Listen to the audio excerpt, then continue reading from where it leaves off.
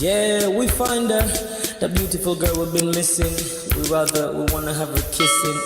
We find her, now we in love. Say go so, the remix. DMB, Tux Bites, remix.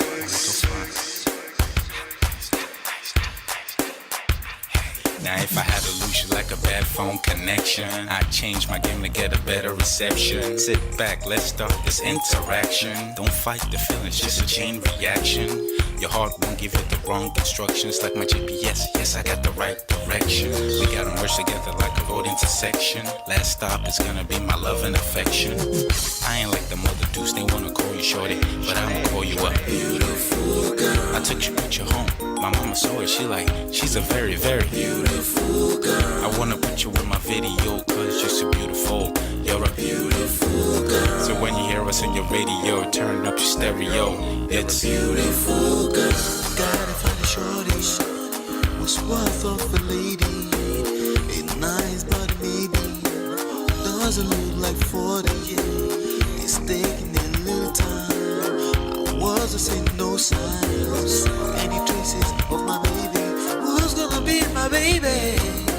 But I thought I'm gonna take my time. Within it took a long fun eye. I saw a shorty passing by. She's got this very pretty smile. It was right at the bus station. I tried to make a conversation, holding her arms, feeling so tough. I felt the sensation. It's been a while that I've been trying to find a beautiful girl. Now I realize I found me a beautiful girl. She's a model, she's so fine. I just wanna take it by. Beautiful girl. Sparkling eyes are killing tight. I found me a beautiful girl.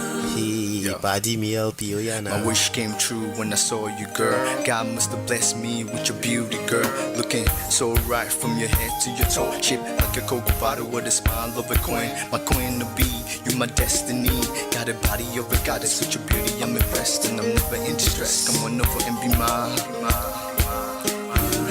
Been searching for a man and now all the cats keep looking to mine. With a sexy walk and a sexy talk, she must be from a planet called the sexy world. I know I ain't tripping, better yet I'm thinking put a ring on the finger, we look good together. Take your place in my heart with your beauty. I'ma say that I'll never turn away. Who would think I'm in love? Such the way she smiles at me just really makes me weak. The way she speaks to me just really make me go so weak. Keep staring in her eyebrows. All I kept on saying is wow. Your beauty shines and breeze at night. All I really want in my life. Oh yeah. It's been a while that I've been trying to find a beautiful girl. Fine brown eyes. I found me a beautiful girl. She's my model, she's so fine. I just wanna take it. Beautiful girl. Sparkling eyes, killing tight. I found me a beautiful girl. Yeah, beautiful girl. One beautiful girl, yeah. Beautiful girl. Damn. Money, you seen her? Hot Ice, have you seen her? LP, have you seen her? I'ma go over to Tux Bites. I know you've probably seen her. He has a lot of beautiful girls with him. Tux, it's DMB, baby.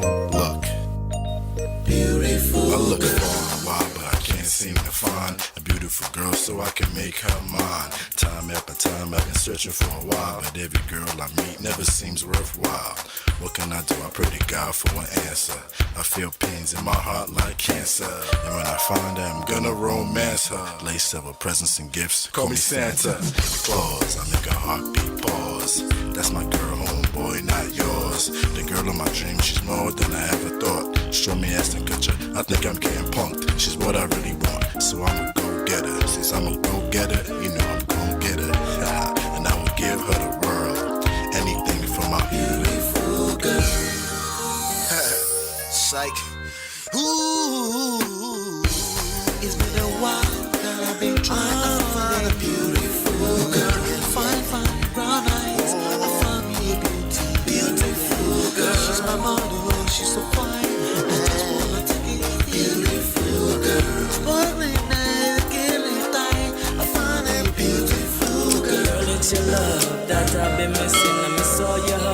touching and kissing. Make love on the floor, the couch in the kitchen.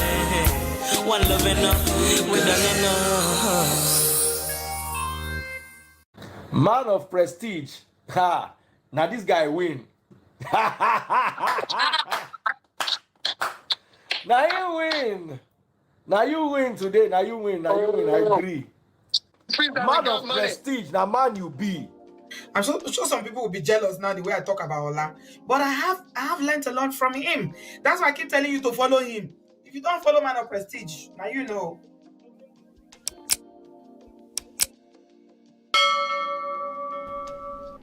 Ladies and gentlemen, welcome back. How a day? What's going on? It's been a very fast week. How's everyone doing? Do me a favor, hit that like button, hit that like button as you're coming in. Thank you so much. I appreciate you for always being here to hold me down.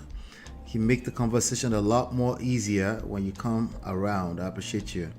Hit that like button, share, subscribe, turn up your notifications so you're notified whenever we go live or when we drop videos or we drop posts.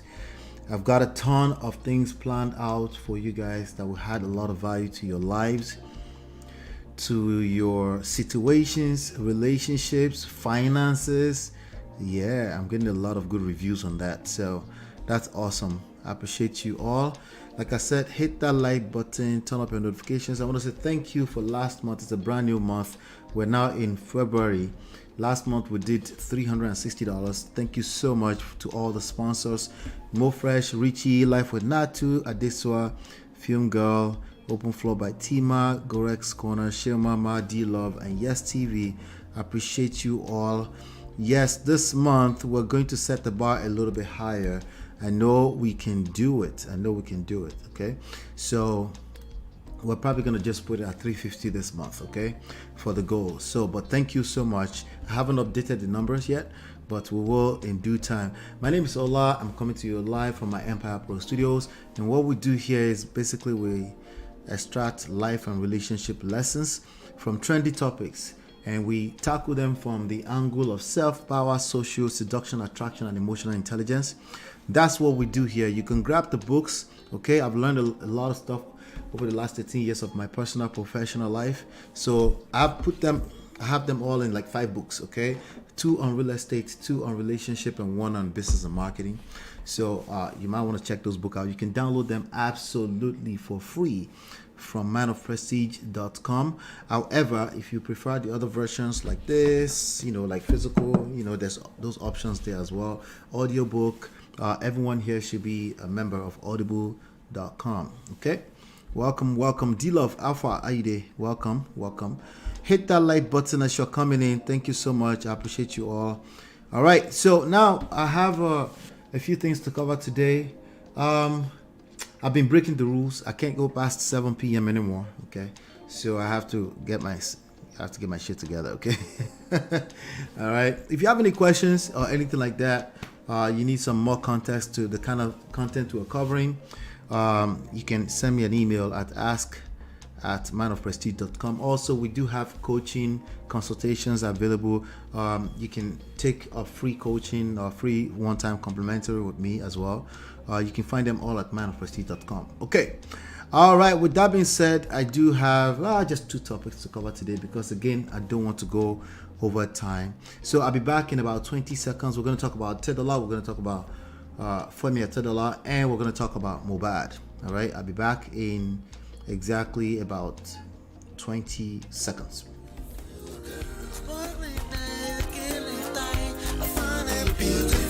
Girl, it's your love that I've been missing. I miss all your hugs, your touching and kissing. Make love on the floor, the couch in the kitchen.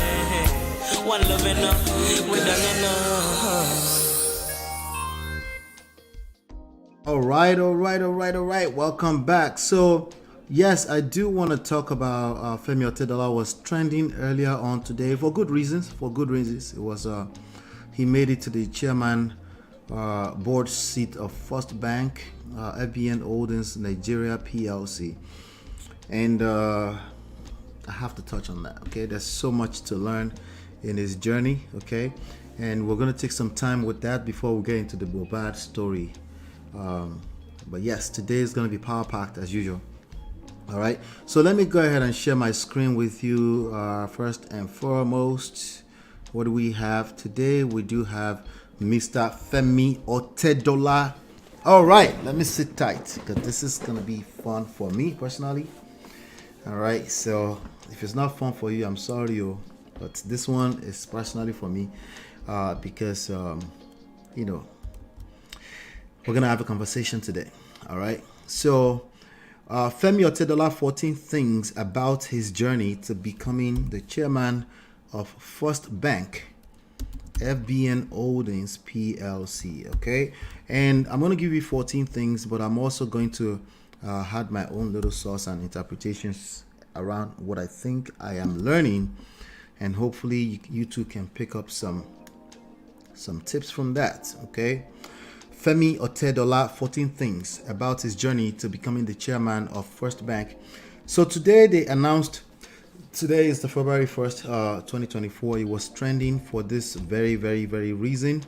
All right, I'm reading, I'm going to first of all read a little bit of what is on Premium Times, Nigerian newspaper, Nigerian publication.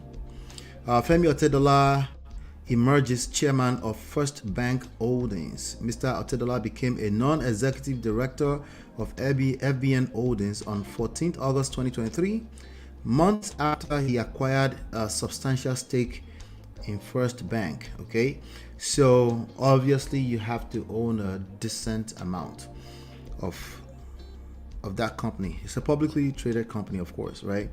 Femi OTEDDOLA, billionaire businessman and chairman of Geregu, I'm not sure if that's how it's pronounced, Geregu Power PLC, today emerged as the chairperson of the board of FBN Holdings PLC, whose flagship arm is First Bank. I've personally known First Bank all my life. Okay, the change of guard happened at a meeting of the board of directors of the group in Lagos on Wednesday, company insiders told Premium Times. Mr. OTEDDOLA succeeded Ahmad Abdullahi, a seasoned economist who was appointed chair of the holding company on 17th December 2021. Mr. OTEDDOLA became is the financial institution's biggest and only substantial shareholder, holding a 5.6% stake. He has had investment in port agency, shipping, storage, and insurance brokerage. In 2007, he acquired a controlling interest in African. Okay, so we're going to get into all of that. The bottom line is that as of today, he's been announced as the chairman of First Bank Holdings. All right. Shout out to Babis Win. Say hello. Just subscribed yesterday, despite the fact that I've been listening to you for like 8 months. Nice to be here, and thanks for all you do. I appreciate you, sir or ma'am. I appreciate you. Thank you so much. All right. So everybody, please hit the like button so we can ping everybody else into the room. All right. I know it's Thursday. All right. We're going to see about something here. All right. Good. A couple of things again. 14 things that I want us to kind of like extract from this man's journey. Okay. Now, it's very easy to read this kind of stuff and just assume, well, I'm sure you know that it's not overnight, but it's also okay to go in a little bit deeper and see, maybe we can learn 1 or 2 things.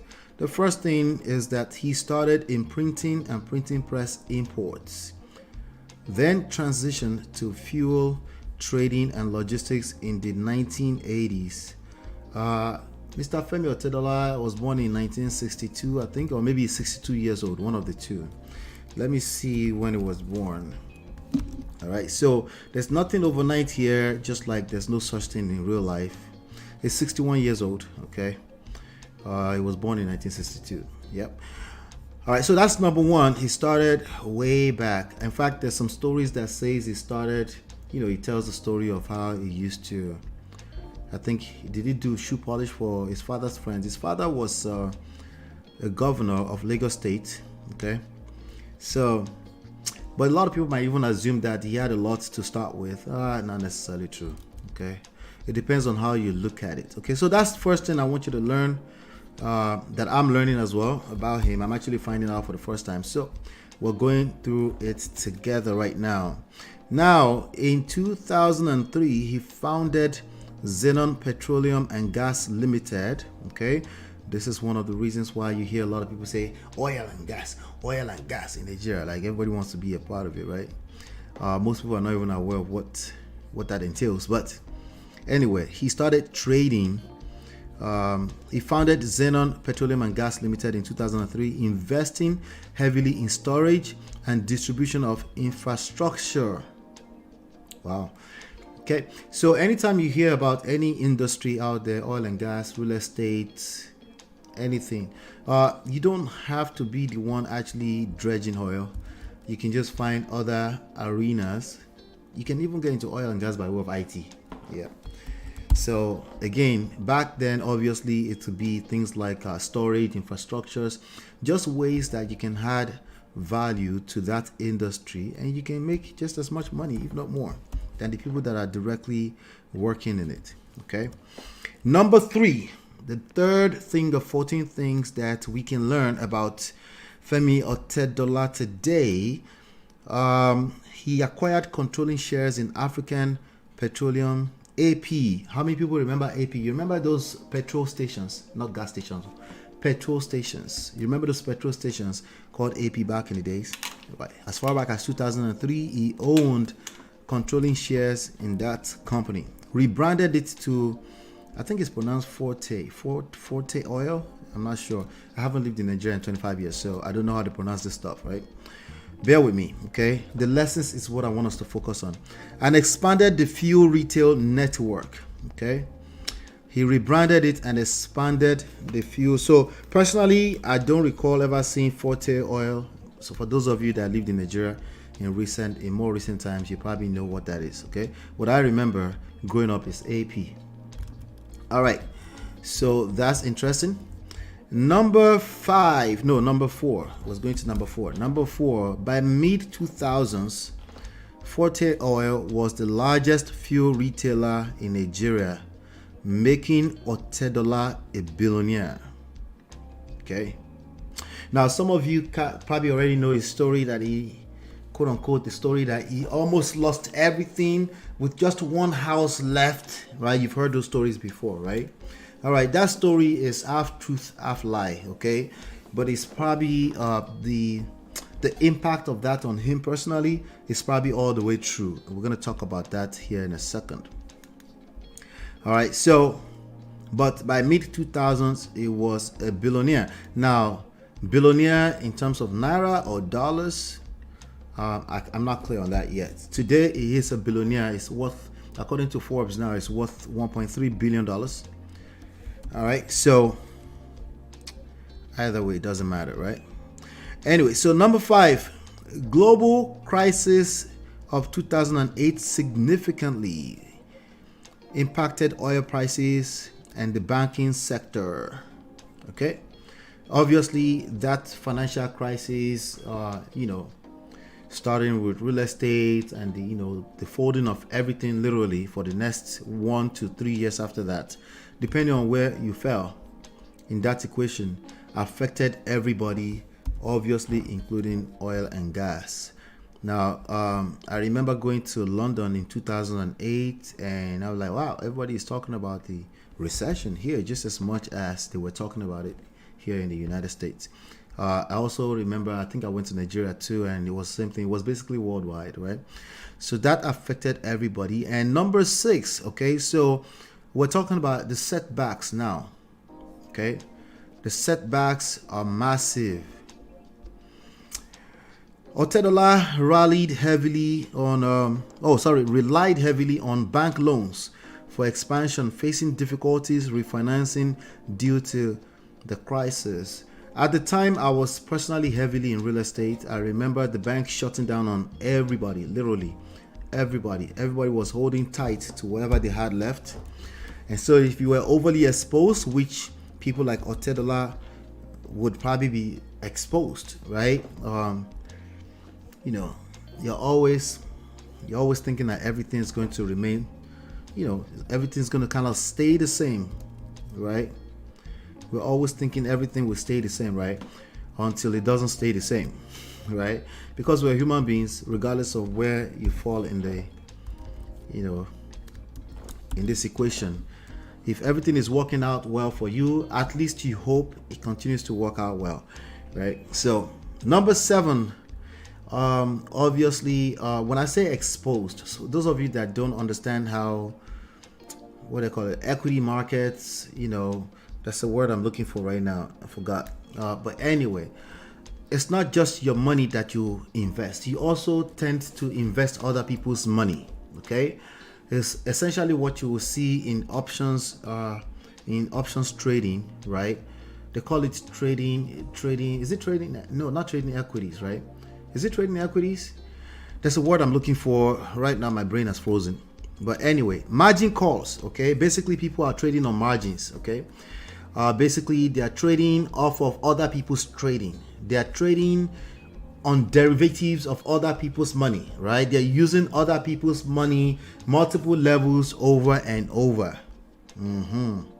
That's what we're talking. So margin calls and debt pressure forced him to sell significant assets, including his majority stake in Forte Oil in 2014. Now, what does that mean? Selling, if you don't understand how this works, shout out to NATU. NATU, welcome. If you don't understand how this works, right?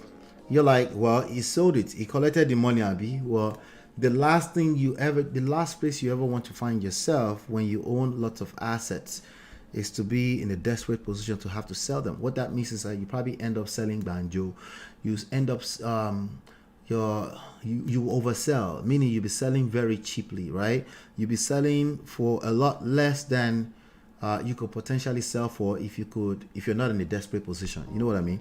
So when they say margin call and debt pressure, meaning he was owing a lot of money directly and indirectly, and he had to sell a lot of assets desperately. Okay, and I know because a lot of people that are also acquired their real estate back at that time were people that were also desperately selling.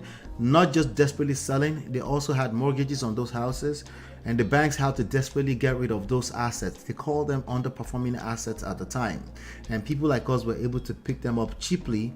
But it was my first time coming into business, so I thought it would always be like that. I didn't really understand everything that led on to that moment, so I didn't really prepare for the day that things will reset to, listen, that's another story that I will tell you another day. Okay, but when you have underperforming assets and you have to sell very cheaply, it's a bad idea. You're probably, you're going to lose a lot, right? Because all those people buying them cheaply from you, those assets will end up appreciating when everything resets, and then you don't own them anymore, but you sold them short, right? So so number eight, oil price crashed. Okay, I think this was the one thing that really took him out, that a lot of people don't understand. A lot of people just say, oh, OTEDDOLA lost a lot of money, he had only one house left, and that's all they say, and then they end the story. Well, there's a little bit more to it. There was an oil price crash as part of the effects of everything that was going on at the time. Okay, and so there's a quote here. As you mentioned, OTEDDOLA had a massive shipment of diesel on the high seas when the oil price plummeted from $146 per barrel to $34. So imagine you bought about 200 of these cups, right? And you bought them at, let's just say you bought them at $120. You're balling, right? You're happy. Everything is all good. 120 naira. Let's say 120 naira. No, let's use dollars. You bought them at $15, right? But you bought them, in your opinion, when you bought them, you were happy, right? They were actually worth $25, but you bought them at wholesale, right? So you bought them for, let's call it $17, right? But they're actually worth $25. As in, like, when you bring them down to Nigeria, you'll be able to sell each one of these for $25, right? And then suddenly, as you were shipping them down to Nigeria, in the middle of the road, right, the market value of this thing, because of everything else that's going on, we call them environmental market forces, market factors, right? Suddenly, these things are now worth, let's say $7. Remember, you purchased them at $17, right? In the hopes that, you know, in the next 2 or 3 weeks, the ship will arrive in Nigeria. You start selling this for $25, and that means you're making about $8 a piece on each one, right? But by the time you arrive in Nigeria, that this shipment has arrived in Nigeria is now worth $7 each. That means you have to sell them at $7 each. That means you're taking a loss of $10. That's exactly what happened to OTEDDOLA. So now, something that was worth $146 per barrel was now worth $34. This single event resulted in what did they call it? In a loss of over $480 million. I don't care how rich you are. Imagine waking up one day and you're finding out that you are now worth $480 million less than what you were worth. I don't care how rich you were, right? You can only imagine, right? So either he had only one house left or not, it doesn't matter. Bottom line is that this must have been a tough situation for him. All right, let's go to number 9. Naira devaluation. Okay, obviously we're still dealing with that today, right? As of yesterday, what I was told, I didn't really check myself, is that Naira is now, $1 is now 1,500 Naira. You know, all the way from last time I heard anything was 1,000 Naira, which at that 1,000 Naira was already wild. It was sitting at 800 Naira for a while. Now it's 1,500 Naira to $1. What that means is that people's cash, the value of their cash is now worth less if it's sitting in Naira, right?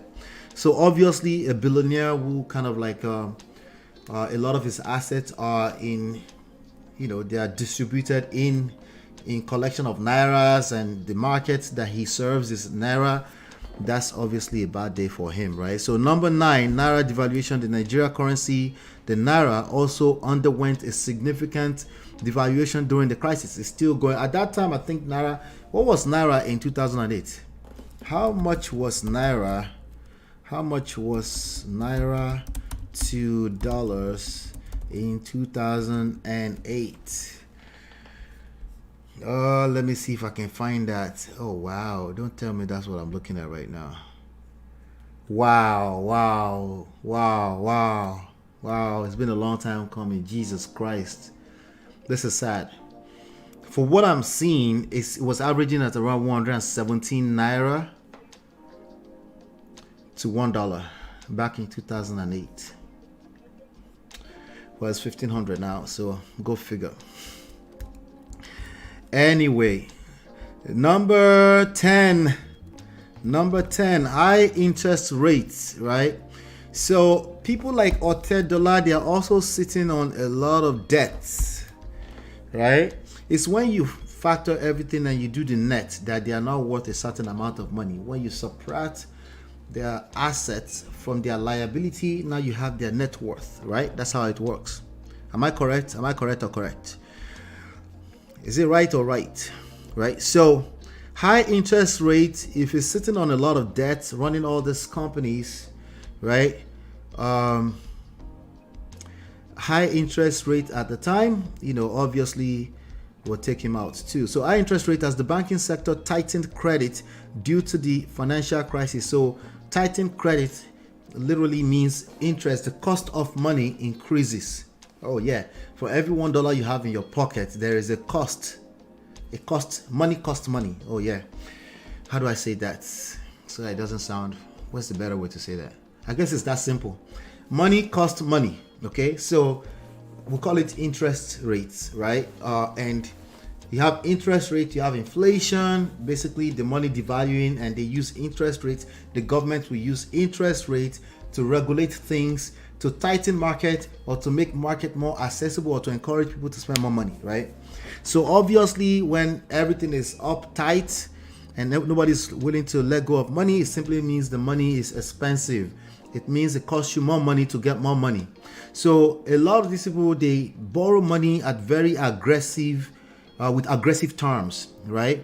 And those aggressive terms might include, listen, we know we gave you this term, but just in case of this, that, about 50 million other things, we might decide that you owe us the money back immediately, and the interest will start increasing, like a lot of what we call variable interest rate and cost of money, right? So, and that's what they're talking about here. As the banking sector tightened credit due to the financial crisis, OTEDDOLA's already substantial debt accrued even higher interest, right? So, for those of us regular people, what do you mean? The interest is the interest. How can it accrue? Well, if you're playing aggressive games, like trying to be a billionaire, you're buying big companies, big assets, and things like that, there's some terms that they have to put in those loans to protect the bank as well, because there's a lot of money at stake, right? So if you find yourself in a situation of crisis like the recession that happened in 2008, you might have them calling a lot of those money back, which means bring the money or is increasing in cost, you know. So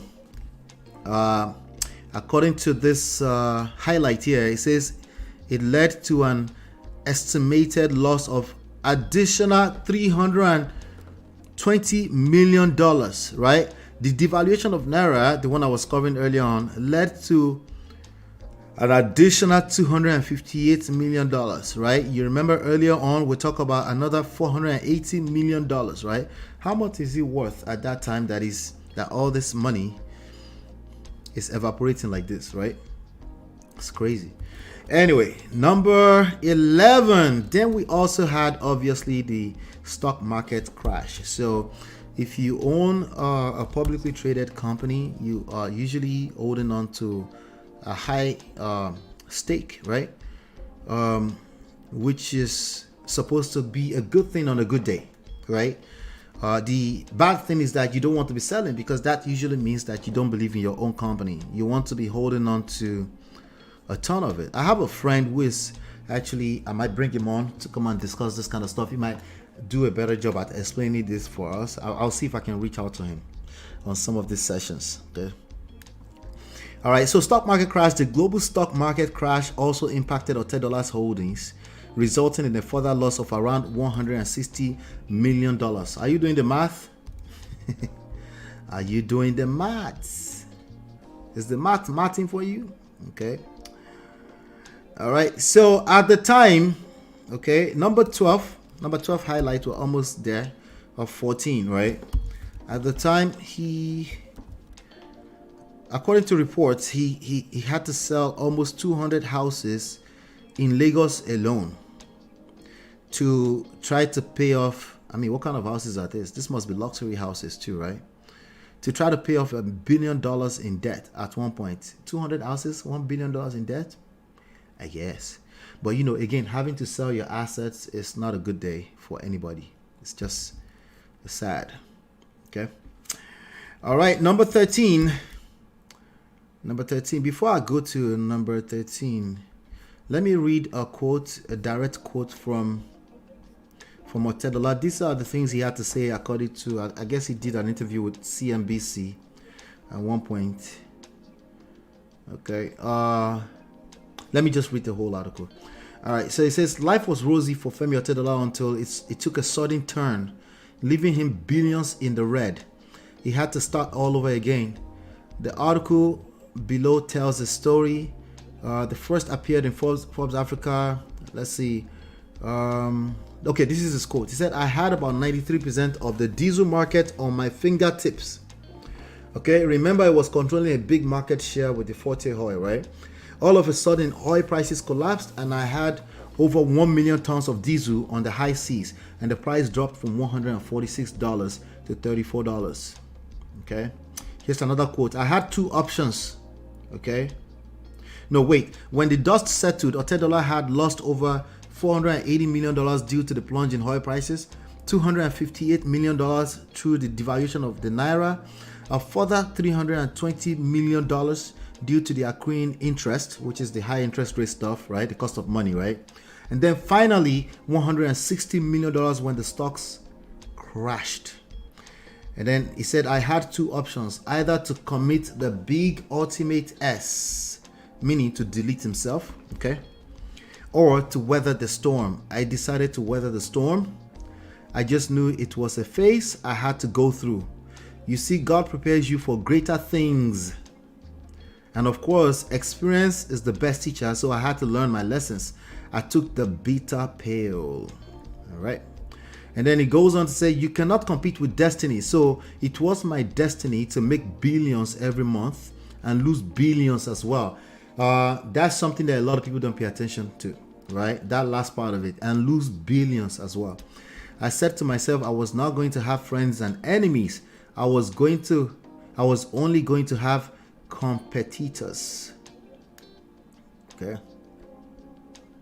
All right, so this was the early business that they're talking about here. They said he would provide manicure and pedicure services to his father and his friends and write them a receipt for payment when he was only 6 years old.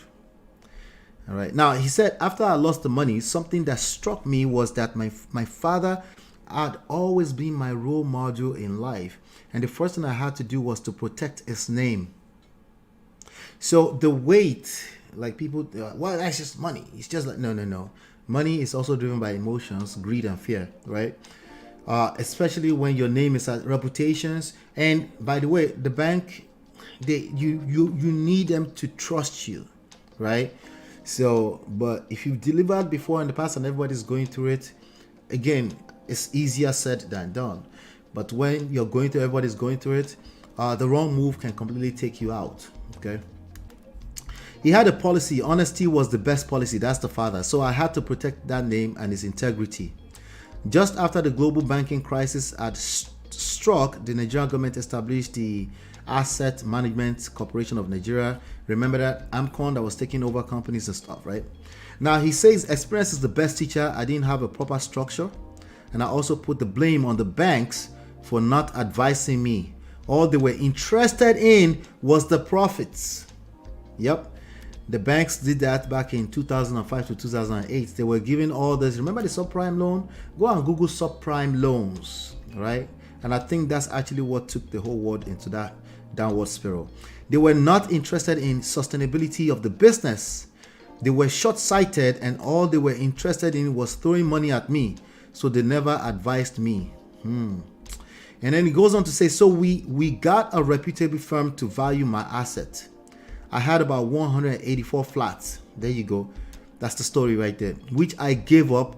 I was the largest investor in the Nigeria banking sector, which I gave up. I was also a major shareholder of African Finance Corporation, AFC, and I was the chairman of Transcorp Hilton, which I think is Tony Olumelu now, right?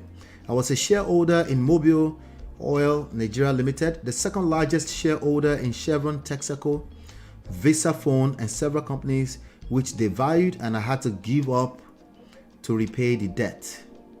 You have to give all of this up. OTEDDOLA was left with 2 properties. This is according to CNBC, so there's some truth to this, right?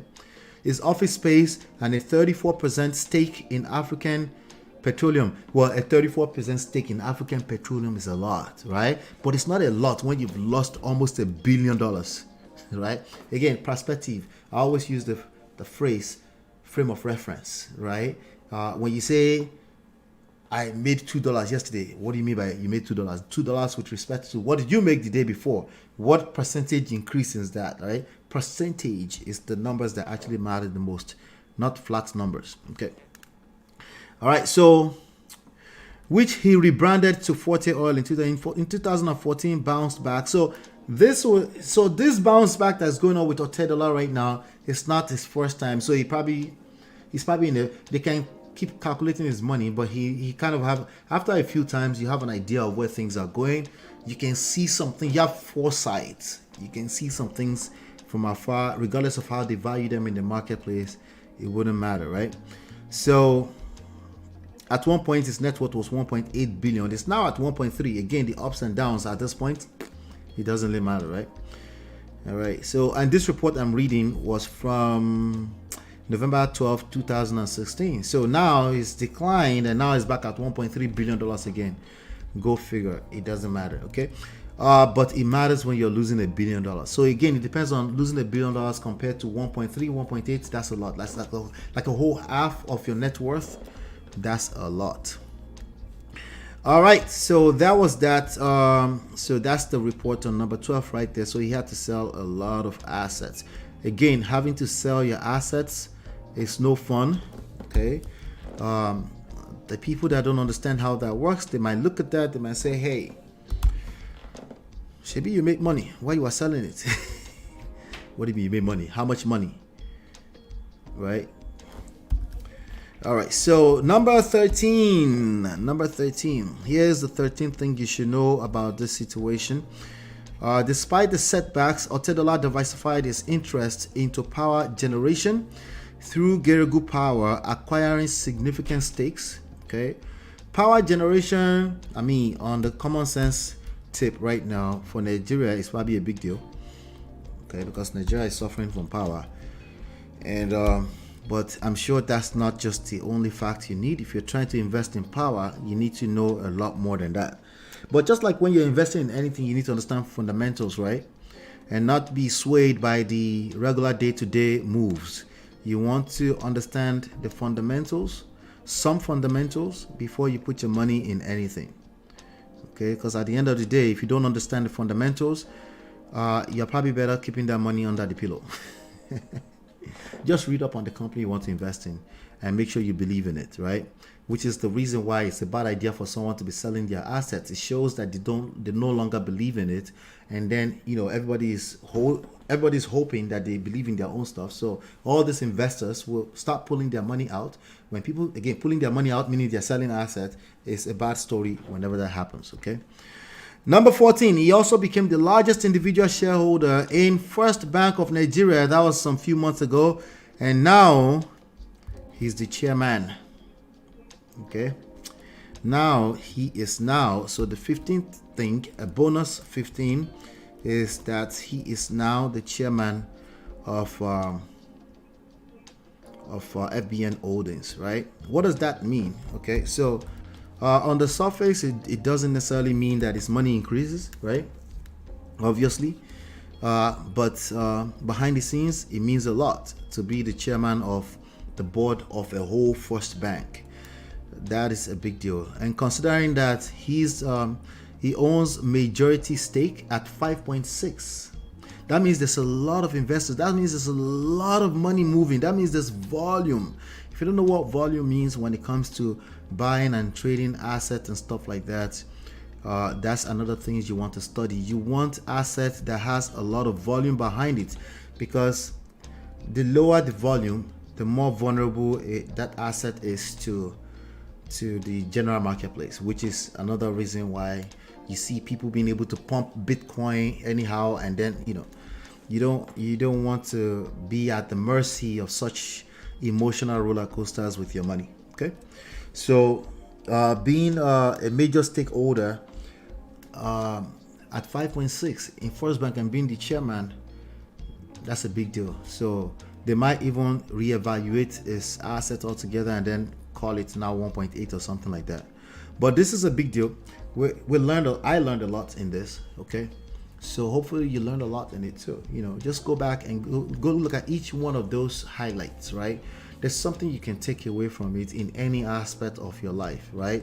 Even if it's just as simple, right? Even if it's just as simple as just knowing that in any endeavor in life, right? Any endeavor in life, it's going to take, like, if you're going to be called success in any way, Yoruba people say isalero olegbi. Whenever people said that, okay, whenever people said, I've told you guys this here before, but I'm going to say it. I don't say it often enough. When I say isalero olegbi, they said the direct translation, let me see if there's a translation for that, isalero olegbi. Let me see if there is something there. Google has been trying these days, so let's see. Okay, somebody has tried to translate this. Isalero legbin. There's a Yoruba adage that I internalized for the longest time. Isalero. Okay, where's the translation now? Let me see. It's so easy to give up what to carry on when everything. Let me see if that's what that means. Let me see. Hold on one second. This is very, very important. Isalero legbin. Beneath wealth is rottenness. I like that. Okay. Isalero. This is Yoruba language. Okay. Olegbin. And what I thought it meant for a long time is not what it meant. Okay. My big uncle, the late the late Reverend Canon Fagbegun, who was a wealthy person, was visiting New York City, and I went to see him. And then I asked him. I was so curious, you know. I was curious. I mean, he passed on in 2008. I had so many questions for him by the time he passed on that I didn't get to answers to. But nonetheless, I learned this from him. So Isalero Legbe, beneath wealth is rottenness, right? And many people interpret that as all rich people are dirty. That's what most people interpret that as. And when I asked him, now you might say, of course, he's a wealthy person, so he will have a different meaning. No, but the meaning he gave me made a lot more sense. He said what it means is that what people have to go through when you are seeing them as wealthy is like there's a lot of shit eating. He didn't say it exactly that. There's a lot of there's a lot of shameful things you've gone through. There's a lot of trials and tribulations that you've overcome to be seen as a big right now. And most people will never know to what extent that is. But most people interpret that as it means you've gone to a babalawo to do something. And maybe it can mean that too, but I'm like, never mind that meaning. What it means is that you're going to have to sow in order to reap. And what you have to sow sometimes is not just the seeds from a physical, tangible standpoint. Sometimes it's all of these forces that you have to fight against, internalized, internally, mentally, emotionally, societal-wise, shame, losing everything. Losing everything is never easy. Being broke, especially after you've been seen as somebody who is good, trust me, you don't want that if you can avoid it, right? But that's what some of these people have gone through. Imagine losing $1 billion after being recorded as worth $1.8 billion on the Forbes list. Just think about that. That's the real meaning of that. Anyway, so that's OTEDDOLA. I wanted to profile OTEDDOLA today, and that's what we have right there. Let me know if there's anything that you learned about him too that you might want to add on to this, or context you want to add on to this, or some corrections. Maybe you're close to him, I don't know. Just put that in the comment below, and let's move on. I'll be back in about 20 seconds.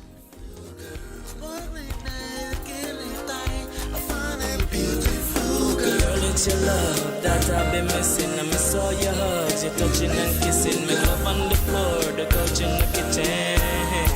One love enough, we done enough. All right, welcome back. Let's talk about Mohbad. Mohbad is a young man who passed away on September 12th, 2023, right? Yeah, he passed away, and he met his untimely death on September 12, 2023, and he had a lot going on. His name was Ilerioluwa Aloba, known professionally as Mohbad. He was a Nigerian rapper, singer. I don't know why they call him a rapper, but oh well, whatever. Singer, songwriter, definitely from Lagos, and he was also formerly signed with Naira Marley, and who had been accused of maybe frustrating him until his untimely death. He was 27 years old at the time. He left behind a son, Liam, and a wife, Wumi, Wumi and Liam has been dragged through this internet mud in mighty ways in the past going on 5 months now by the general public. And Mohbad's father, whose name is, I think his name is Mr. Joseph Aloba. All right. So if you don't know who Mohbad is, let me show you the picture of Mohbad and a couple of the characters that we're talking about today. And then I have some videos that I want to react to also. All right. That's Mohbad. The one with the, okay. All right. Let's make sure. All right. That's Mohbad right there. So the person right next to my picture is Wumi. That's the wife, the widow. Mohbad is the one right next to him. And then the one with the arrow pointing to his head is Mohbad's father, I think, again, Mr. Aloba, let's just call him Pastor Prophet Aloba. Let's call him that, right? And he's been granting a lot of interviews, claiming that he wants justice. I don't doubt that he wants justice. We're talking about his son right now.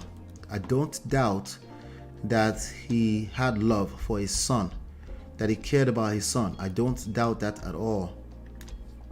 However, there's been some funny moves on his part, right? That makes us question if this is truly about wanting justice, or does it mean justice by way of making sure the properties go to the right people, right?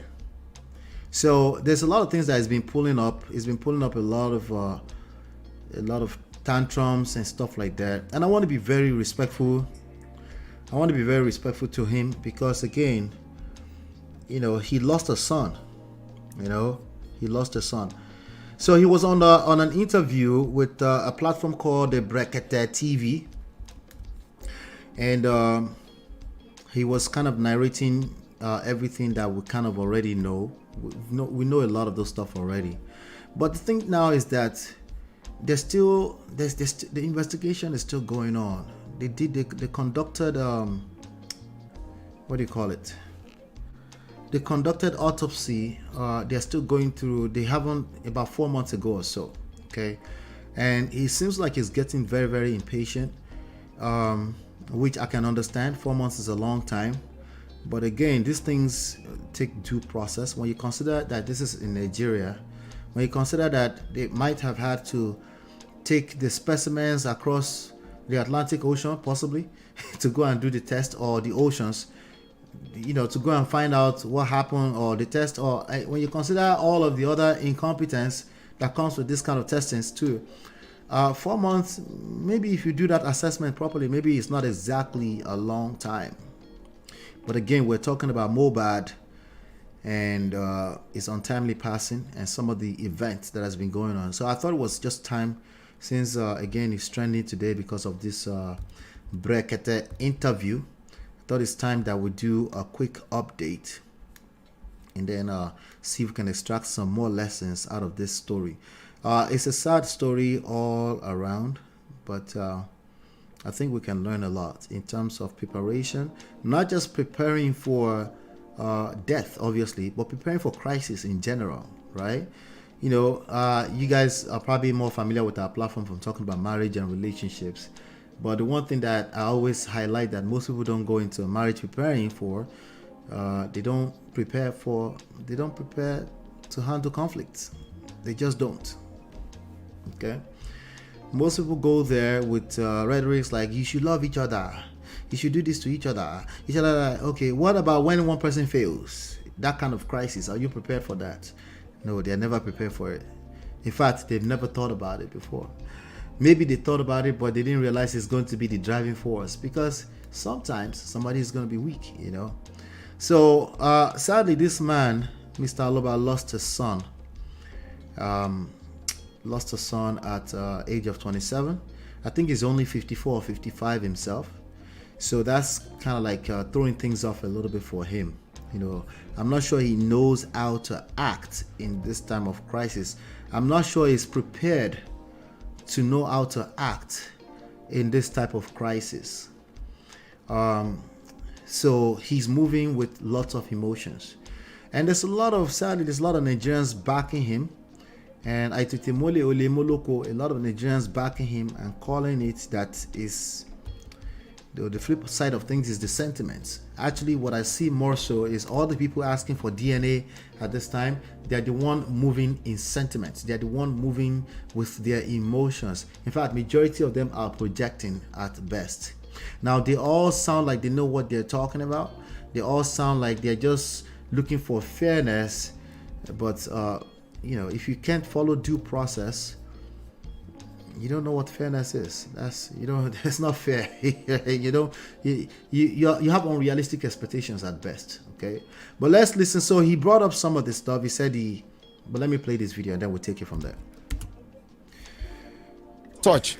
with some things we happen, we in mind be no go before. Example of such. Killer okay near. Now, bí placenta tí a fi bí ọmọ tí Mohbad bí.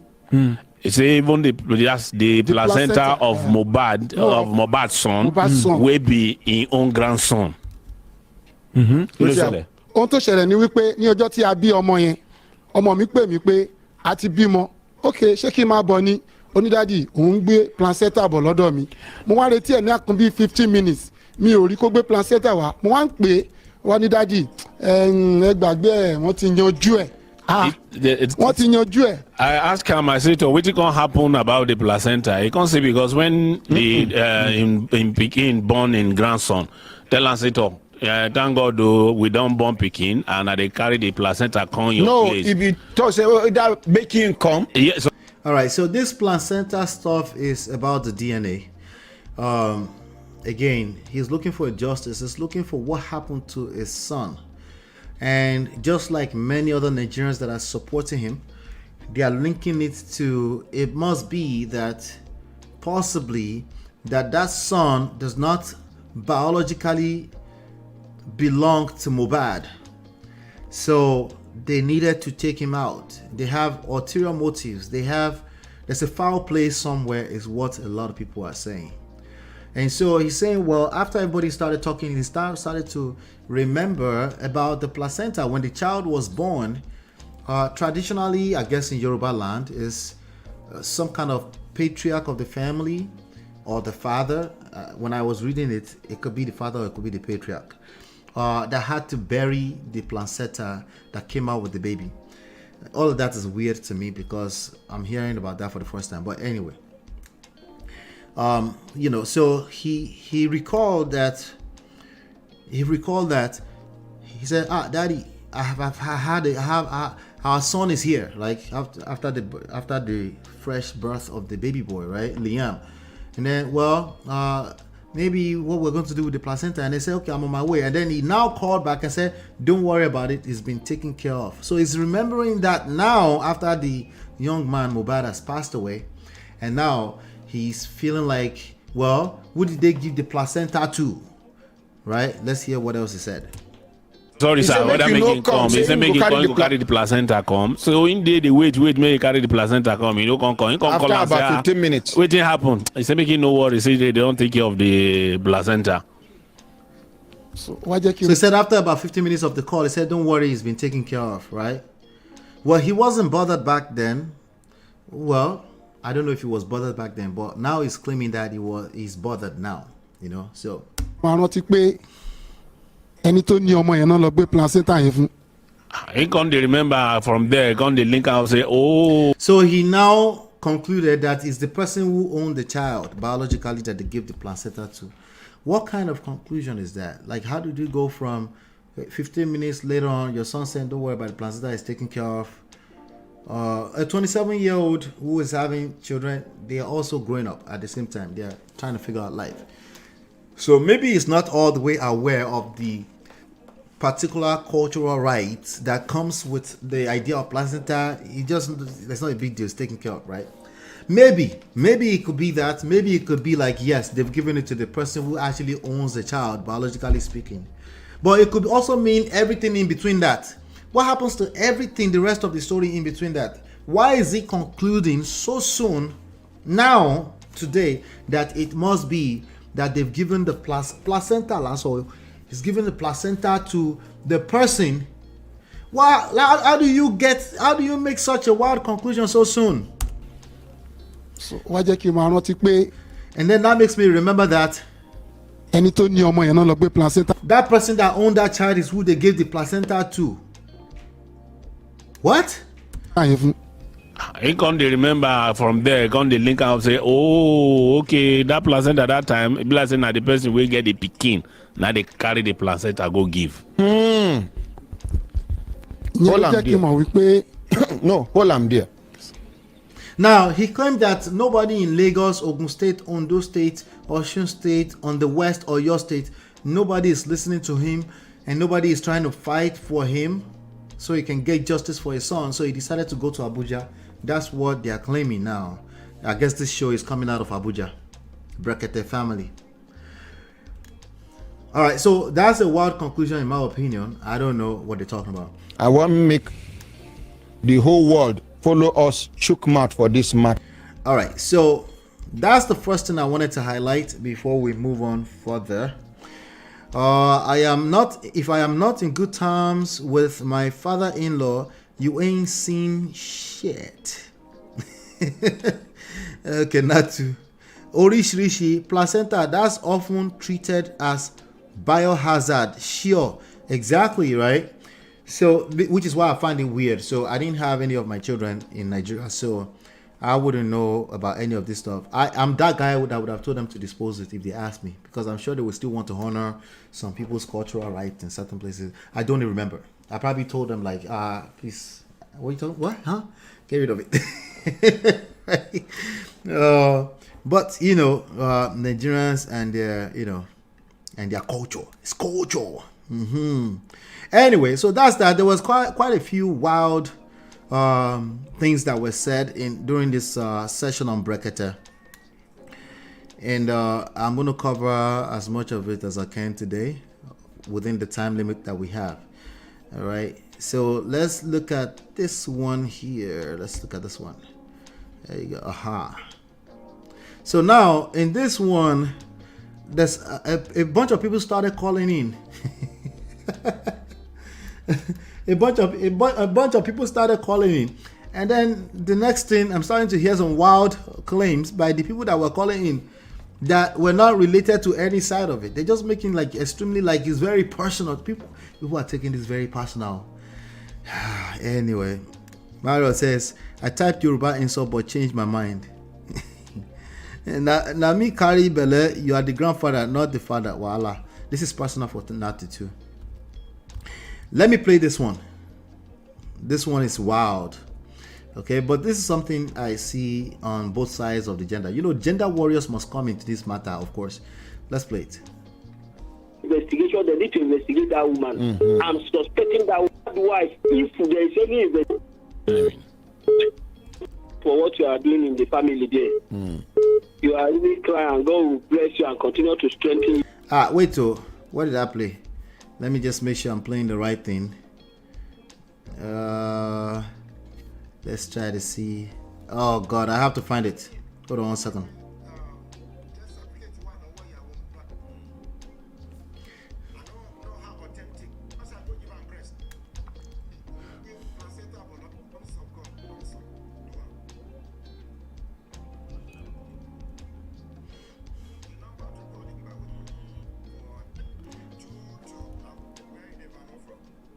Okay. Contributed. All right. Might be contributed. We say we want to thank you for taking this matter upon yourself so that we have justice for Mohbad. Because from all the story we'll be hearing all this while, that's a foul play. Mohbad does not just die like that. Yesterday I was discussing with somebody. The person brought issue of Mohbad. Was now telling me that, do I know when they finish autopsy, what is hearing now is that he took knife on his neck. Huh? When they finish autopsy, they took knife on what? On neck? What? With his father telling Nigerians now that when he went, they put the body under the staircase and there's a pool of blood. On his bed, yes. On his bed sheet. So there's automatically, there's a link between what I heard yesterday and what the father said now. And please, for 4 months now, for 4 months now, up to now, they never hear anything from the Nigerian police. Yes. That's a foul play. Please, we need the assistance. We want justice for Mohbad. Thank you very much, sir. Thank you, sir. Thank you, sir. So they have heard things from police. Is it taking long? I don't know. I don't know exactly what the benchmark of how long it's supposed to take. But if I were to guess, yeah, it probably would take longer than normal in Nigeria because it's Nigeria, right? But again, due process. But I've seen statements from police saying, hey, we took out the test, we're waiting for it. And to say that they haven't heard anything, they haven't seen the results in 4 months, that would be more accurate. But of course, they have to say it in a way that will rile up the audience, right? And they are, guess what? The audience is undefeated. They are getting riled up. Make we appreciate her. Hello, good morning. Oh, no. Hi. Oh, So, What's that? Jesus. Honorable. waiting be your name, where you never know from, waiting be your contributed. My name is Audio Abnus. I'm Obio. speaking from Niger State. Okay, Odion. Yes, sir. May God bless you, sir, Amen, and you too, sir. for the good work you are doing in Nigeria. Amen, and you too, sir. I just want to greet you, sir. Thank you very much. Thank you. Get to the point, Jerry. Oh, he just wanted to greet These people. This thing where I take the answer call, so now Madam Happiness give me. Make we appreciate Madam Happiness. Can I show you something that kind No, don't show me anything. Let's go. I will show you now the phones where she bring for me. One phone they do some assault if you open them. Hello, good morning. Good morning. Hello, good morning. Yes, now who me and I'm Devano. Where you Devano from? My name is Chigozie. I'm with you in Niger State. Let me find. Because Number to call now. Plug. Now who me and I'm Devano. Where you Devano from? Niger. Okay. Waiting be your contributed. Contributed. You know get waiting to talk. You. Amen. Me and my people. Now my people they do answer. Okay. Yes, everybody God will strengthen you people more, Amen. more grace. Amen. My contribution is that Mohbad's wife, if there is any investigation, they need to investigate that woman. I'm suspecting that woman. Okay, so he said they need to investigate that woman. He's suspecting that woman. Gender warriors will find their way into this conversation, of course, into any conversation. They will find a link, you know. Ajebota, Mr. Ola is confusion right now. I was, but I'm not Ajebota. I am Paco as they come. If you put him in Duce, I don't think it was about me. You have no idea. All right, let's keep going. Woman has a foul play in what is going on. So please, let's investigate Mohbad's wife. Let's know and see what will come out from her side. Are you in support of that? I'm 100% support. No, Foul play. They said they should investigate Mohbad's wife. Okay, so I think by default they are probably investigating the Mohbad's wife. I think there's I'm not sure. I think they said that anybody that's closer to the closest people to him at the time of his passing are, you know, they call them, they are also suspect. They are people of interest, right? By default. So they will be investigated. I don't have any doubt they will be investigated. But what I find fascinating is the obsession. There's an obsession with making a point to that, and you're going to hear it in this man's rhetoric. Let's keep going. They ask people for studio whether they agree with you. Una agree with them? Yes. Okay, they agree with you. Yes, they need to. You know, women are very dangerous. There is a foul player with that woman. She knows. I told you, the gender warriors will come into the conversation. You know, women are very dangerous. Of course, right? Now, anybody who has anything to lose, anybody who has built something and they have a lot to lose, they know not to run their mouth like that, right? So guess what's about to happen? He's going to get shut down. He's going to get silenced like the rest of them. You don't know how to talk in public, you get silenced. Okay, wait. My brother. Yes, sir. If we dey talk, make we dey check our words. Okay, if women are dangerous, my mother is dangerous, your mother is dangerous. Okay, let me make point of correction. Some women. Some women. Because you see, this thing what I tell you just now, ba. Now waiting they suppose they tell. Some of them I even say you should know now that I meant some. Like, what do you mean you should know? I do know, but you don't know how to talk. You should be slapped. You should be slapped now. I do know that you meant some, but you have to learn how to make it a habit to say some. And even after you say some, I can still smell your breath. You are a gender warrior.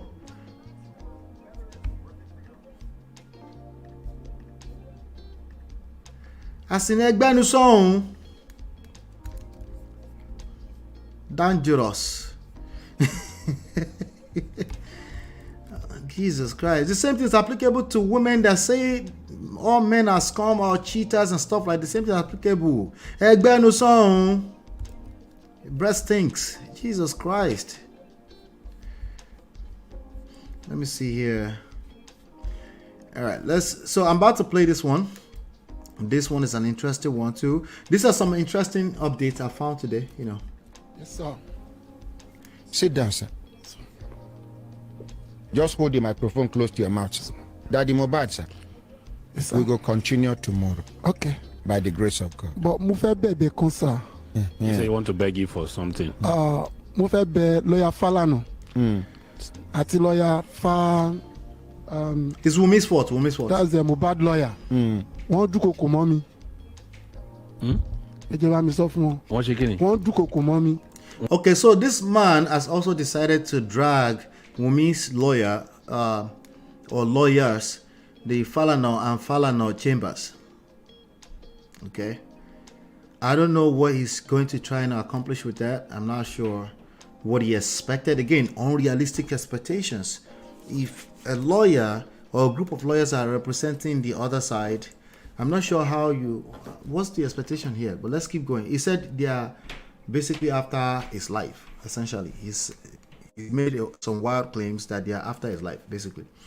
Particularly from the Falana and Falana, FEMI Falana's, SAN, Senior Advocate of Nigeria chambers. Wọ́n dúnkokò mọ́ mi, wọ́n jẹ́ ìsùn. Wọ́n petition. Even the man who's doing translation was confused, like dúnkokò. He said they didn't let her sleep. They didn't let him sleep. He said one beg Falana is. The host is confused at this point. He said, Ewotuni dúnkokò. Which one is dúnkokò? The Falana, as in SAN Falana, won't let you sleep.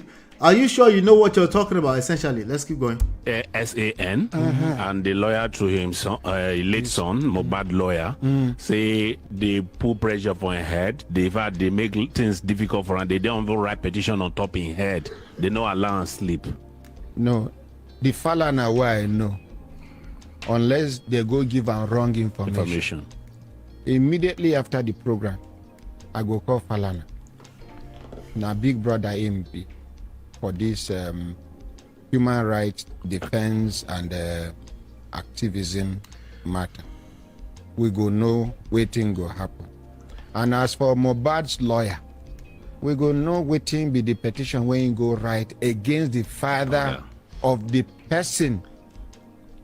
I mean, there's a lot that's been going on. Mohbad's lawyer, they have done a lot, right? And they are also questionable. They have some questionable moves on that. In that camp as well. But again, if you are accusing them and you're throwing allegations that are unfounded, recently they filed I'm not sure if they filed a lawsuit or they wanted to file, they asked him for an apology in 14 days or they will file a lawsuit of 200 million naira. It's about $2 million, right? At that time. That's more like $1 million now, right? That was just a few weeks ago. Jesus Christ. Anyway, there is a part where he said he found some will. The same lawyer, the lawyer was there. You remember the whole story about he found Mohbad's body under a staircase somewhere. It's a lot of allegations, right? And these ones are starting to feel threatened by the interview that this man is granting all over the place. So they now threaten him with a lawsuit for 200 million naira. And keep in mind, again, there's still an autopsy that's going on that they don't have results yet, right? The only thing you can do is still go through the legal route to continue to agitate, to continue to ask the police and the powers that be to make sure that they see the investigation all the way to the end, right? There's a court some people say there's no court case. No, there's still court case or not. Okay, semantics. There is investigations going on. Okay, and there's all indications that there's a tussle back and forth between them, between Mohbad's wife, widow, and obviously who is in custody of his child, and this man is questioning the paternity authenticity of this boy, when in fact Mohbad, when he was alive, there's no indication, there's no record of him ever questioning the legitimacy of his son.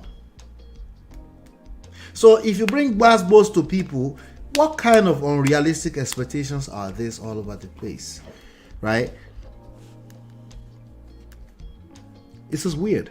Okay, so now he's scared of Falana, he's scared of Wunmi, who is the widow of Mohbad. Crazy. Let me play some. I'm going to play a little clip from Nezville's page. Let's see. Shout out to Nezville. Let me play a little clip she put together earlier on. But I need justice for my son, and I want people to support me. When you're talking about this delaying of autopsy and some other things, it can resort to denial. I do not trust anyone now. So before the autopsy comes out, he doesn't trust the autopsy already. He's questioning the legitimacy, the authenticity of the test they are doing. He's not going to trust the authorities. This man, even after the result comes out, he's going to fight. He's going to fight everybody. Okay. All right. So as you can see, he's dragging anybody that seems like they're supporting Wunmi. That seems like it, because nobody is supporting Wunmi really right now, because everybody is. They don't have a choice. They're patiently waiting. I understand it might not be easy for him. They're waiting for the results. So we'll see. Let me see here. Let's play some of this. Even with the threatening, this Falana and his clients used to me, I was unable to sleep. He's continued to drag SAN Falana. He said he wasn't able to sleep. Okay, now a lot of people have been trying to drag SAN Falana on this matter. A lot of even bloggers have been dragging him. I'm sure it probably has no place on his body, but let's go. And I want people to support me, because the autopsy is going to be done. The autopsy, private. Yeah, private. Yes. So another thing is, I don't know where to live now, because this threatening yesterday, when I hear somebody knocking at the gate, I was even scared that maybe it's those people that Wunmi said they want to come. And the Falana was seized by our side. You said something now that your daughter-in-law might be sending people. Yes. Why would you say that, sir? You did not hear the threatening voice when he called me when I was at the mountain. Well, the voicemail, she was angry. She said you keep trying to drag her with her son, right? She was angry, right? I guess, again, another unrealistic expectations. Papa is cunningly playing all sides to his advantage. GG money. There's foul play, definitely, with the way he's moving, okay? There might have been foul play with Wunmi. Maybe, I don't know. We're going to wait for the investigation to find that out. That's the whole point of the investigation. But he's already telling you right now that he's not going to believe the investigation. He's going to have to do his private investigation.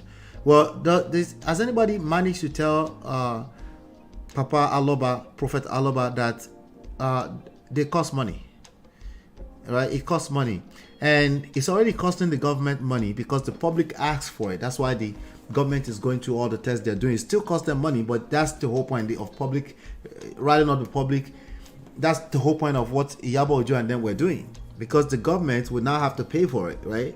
But he's saying he wants to do his private. Who's going to pay for the private? Right? Because he keeps talking about they want to forward Lagba Oloju because he doesn't have money. Is he ready to pay for all these tests he's going to ask for? The way this thing is going right now, this is going to end up being an unresolved mystery case. The case is going to end up being an unresolved mystery, right? And it's going to be partly the fault of this man because he doesn't know how to have patience or how to agitate properly. Okay, It's making a whole mess out. His credibility is going to be questioned because it's literally attacking his son's widow and the son, his grandson. Somebody said, but he has the right. I heard you in my spirit just now. You're right. Yeah, this has nothing to do with right. You can have the right and you can still drag your own reputation in the poto in the process. Didn't you know that? You never experienced it? You didn't know that before? You didn't know that part about life? That's why we tell you guys to listen. Listen beyond your obsession with righteousness. You're not as righteous as you think you are. Okay? And this Baba clearly needs that lesson too. The way he's moving right now, his credibility is being questioned by at least 50% of the general population. That is a big deal. Okay? That is a majority.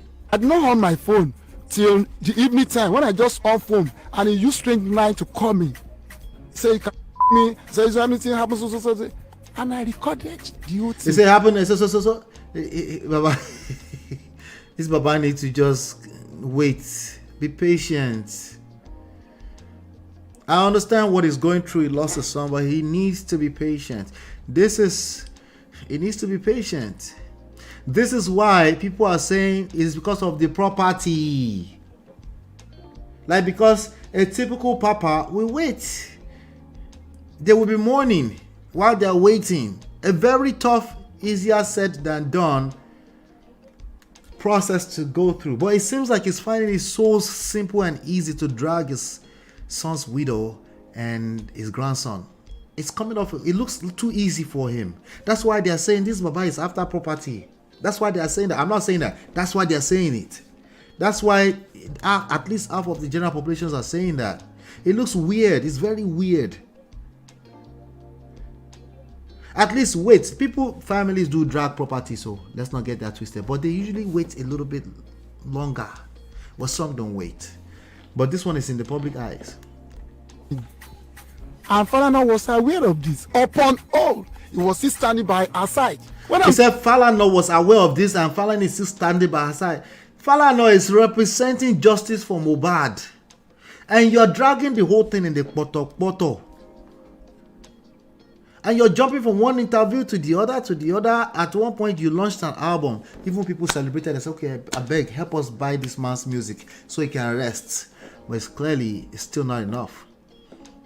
I don't want to drag him, but he's dragging himself in the mud. He's dragging his whole family in the mud. Passing this case through, I saw this what is the mode when I see that this lawyer. If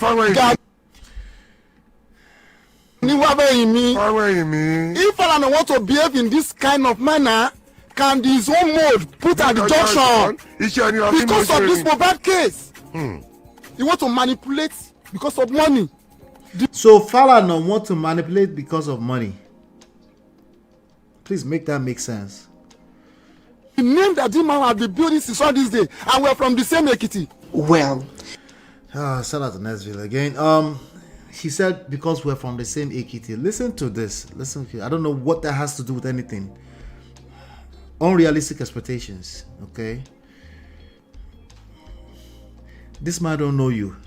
He's either representing justice for Mohbad, which is human rights activist movement thing. Everybody's please help us. We're writing to the police. We're doing this. Wunmi is quiet. You're dragging everything in the mud. I can understand why you feel like he's manipulative or he's not taking your side. This is not the time for anybody to take side. They are taking sides with Mohbad. Which the only way to take side with Mohbad right now is to wait for that result to come out. Or if you want to hold the police accountable for taking too long, then let's focus on that.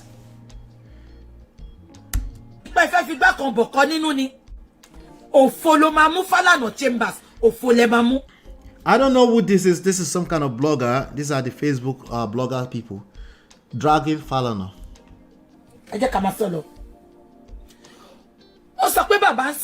Bàbá fẹ́ jẹ́ káwọn withdraw nínú kéèsì Wùnmí ló ṣe sọ pé àwọn fẹ́ pa ẹ máa gbọ́ ó ní bàbá Baba think is vulgar abuse will force us to withdraw from further representing Mrs.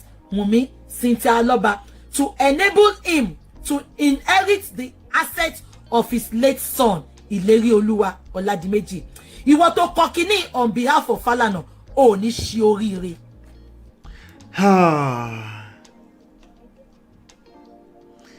Are you here? That's about my estimation. I could be off.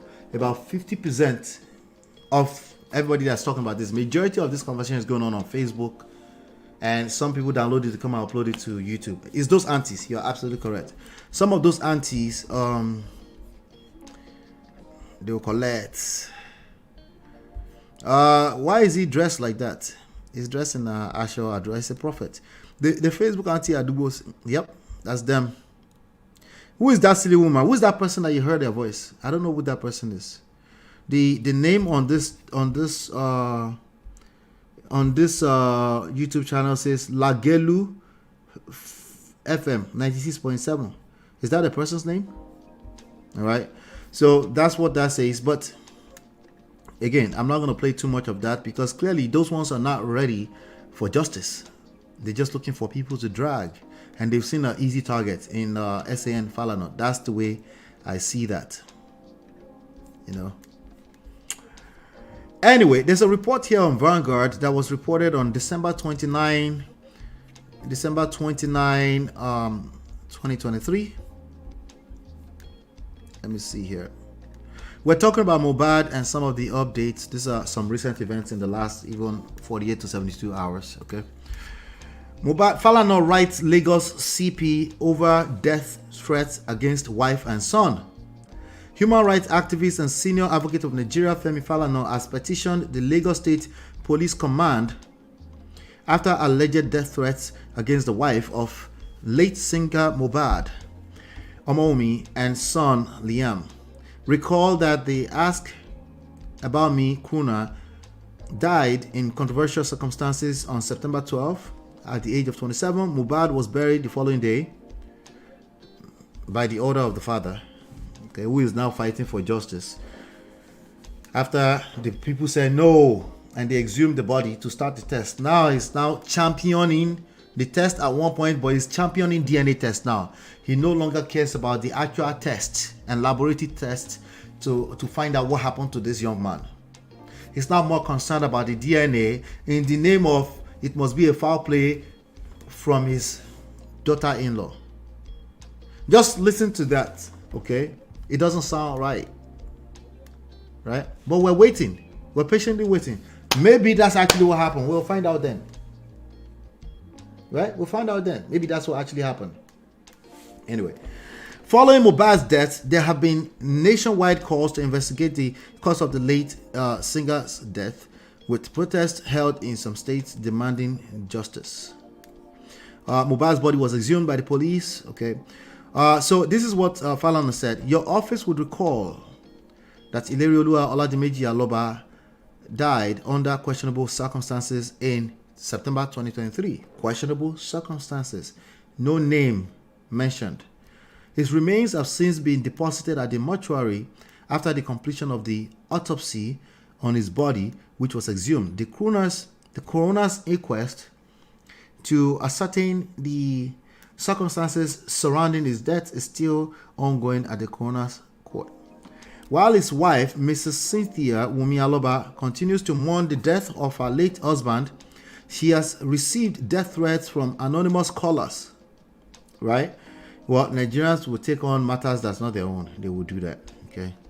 And yes, it could be people that are close enough too. And the following users of Instagram, TikTok, and Facebook. So they actually named some users on Instagram that have been sending this girl some death threats. Now, keep in mind that Baba Aloba is also claiming the same thing. You know, now it's a competition between him and his daughter-in-law and his grandson. All right. But there's a letter also reply, because ever since it's been accusing them all over the place, there's a letter. I'm going to let Nesville read this one for us. Shout out to Nesville for us really quickly. Let me see. There you go.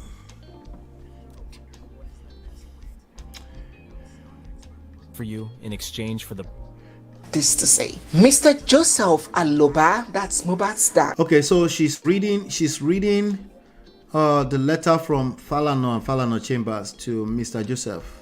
No, to address, I guess, some of the allegations against FALANA, right? So let's hear it. Told Wumi to hand over Liam to him for him to take him to conduct a DNA test. He made his lawyers to write to Wumi that she has to... Okay, so let me pause that for a second. So he's been asking the woman to hand over the baby for DNA tests. Not be juju be that. Like you didn't whine? You didn't whine? Anyway, so that's what they responded to. Let me continue. Let's continue. Hand over Liam to him so he himself can take him for a DNA test. The FALANA Chambers replied to MOHBAD'S father via his lawyers that since he wants Liam to be handed over to him for DNA, which he has mentioned, they would take blood samples, etc.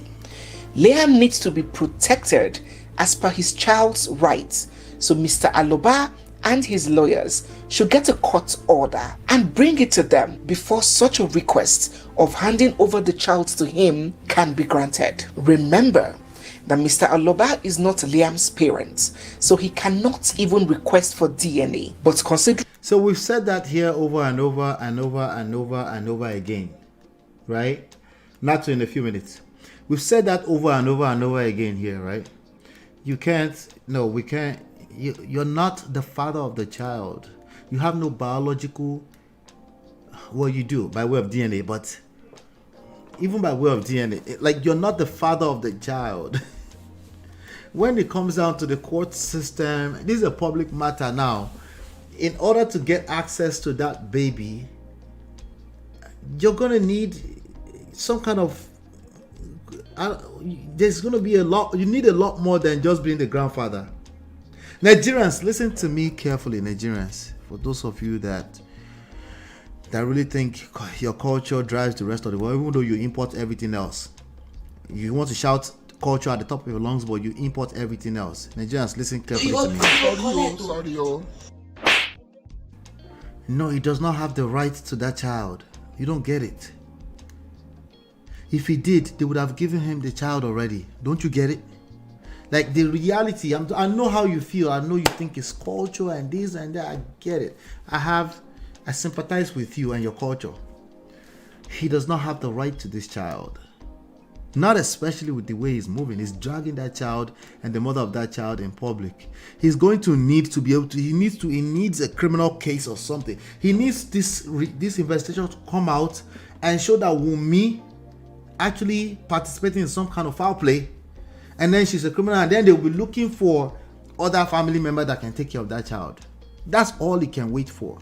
If that doesn't happen, he has no right. Remember, I did about 2 or 3 different sections here, and some of the lame ones thought he had rights. No, on paper, okay, which is all that matters in this case now, today, he has no right. And also in reality, beyond paper, he actually has no rights. Not until he knows how to conduct himself around his daughter-in-law, the widow, and his grandson.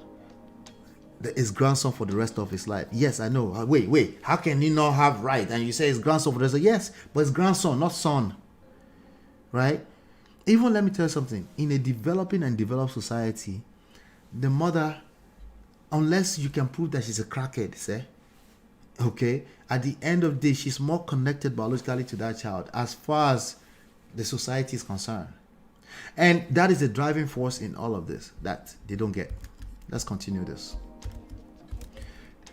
During all of the circumstances and the situations going on, FALANA Chamber has agreed with their client Wumi to grant Mr. Aloba his request, but ensure that the law can protect and ensure the child's safety. Since then, Mr. Aloba has not gone to get the court order, but rather he has been granting interviews, defaming the Falanas, and now accusing them of wanting to kill him.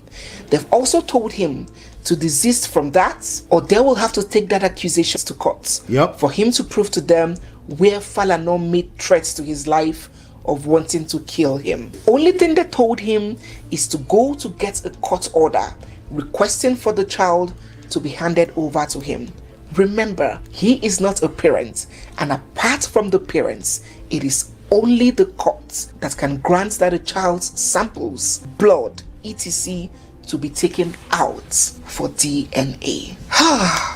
At the end of now, I know a lot of things, thanks to Nezeville. I know a lot of things. It's not common sense. I already know that. You know how I feel about common sense. Common sense is a terrible guide to life. But this one is wild. If you're not a parent, you have no right. No, grandparents have no right. Parents have to give you that right. Parent or the government, because they ask him, go and have the court grant you this order. If it's the court will determine if you have the right. Okay, forget that he has right. But it's not enough that I said he has right.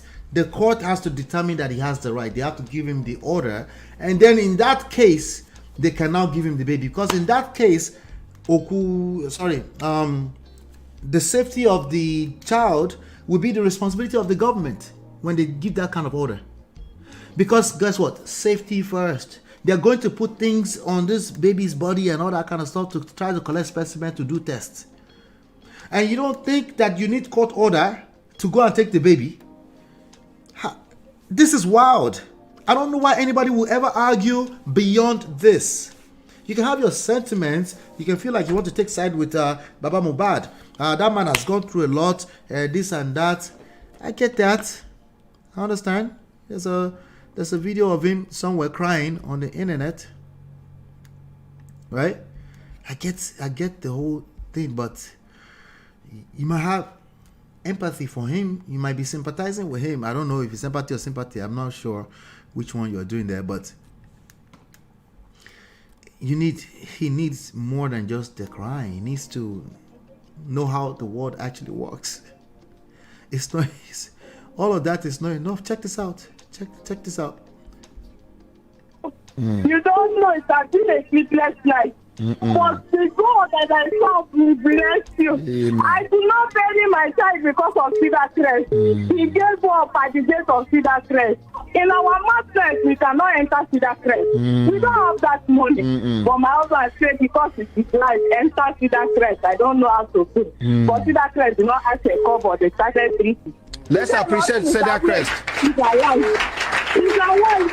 They don't know what the doctors in Cedar Crest. I don't know their name. I was able to carry my baby after 2 weeks, and he was laughing. Oh, God of mercy, may he bless Cedar Crest doctors and nurses in Jesus' name. Ordinary, all your staff. I don't know their names, but I know. So he's crying. I get it. He lost a son. Somebody said he's gone through a lot. I agree 100%. You can see very dark man said, this man have gone through a lot. Sha, may God comfort him. Amen. Amen. But if you can't see how this is the wrong move for him to be dragging his daughter-in-law and his grandson in public and be jumping from interview to interview, if you don't see that, well, guess what? You don't have a choice. You have to wait for the process, the due process. Okay, I'll just leave it at that. Okay. Chinye said she agreed to do it, but Papa MOHBAD has not sent him DNA money. So when he's serious about DNA, he should send the money. No, that's what everybody's saying on the internet. But I believe more so what I just saw in the letter that Falana just said. Like, they asked him to go and get the court order to get the baby. That just makes too much sense to me. I don't know what to tell you. Okay, there's a lot of people moving stupid stories all over the place on Facebook. That's not necessarily true. They're making up stories and stuff. There's some things also that Wunmi said herself. Obviously, she got angry one time and she sent that voicemail to him, right? But the courts are not dumb. The courts will look at the validity. If she's just angry or she means it, they will check. They won't put you in harm's way, just like they won't put her in harm's way, right? Well, there is, let me see. Let me drop the link for NATU real quick.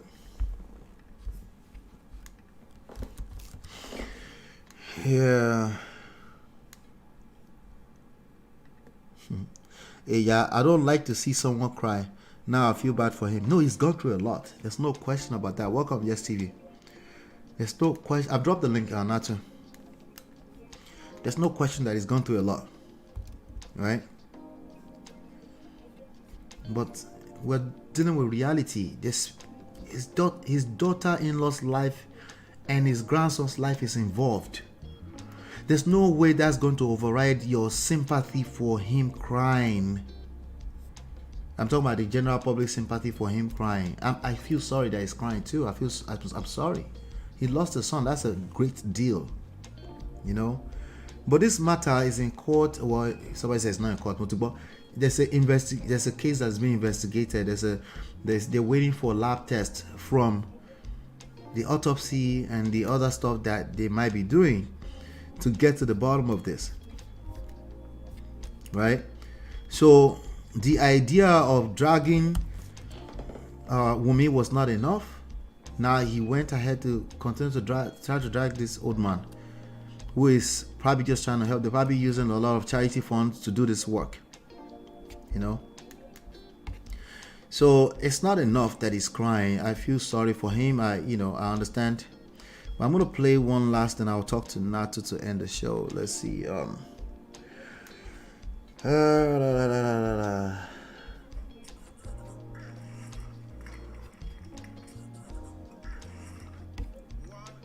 So I think this might be the video I already played, but I'm not sure.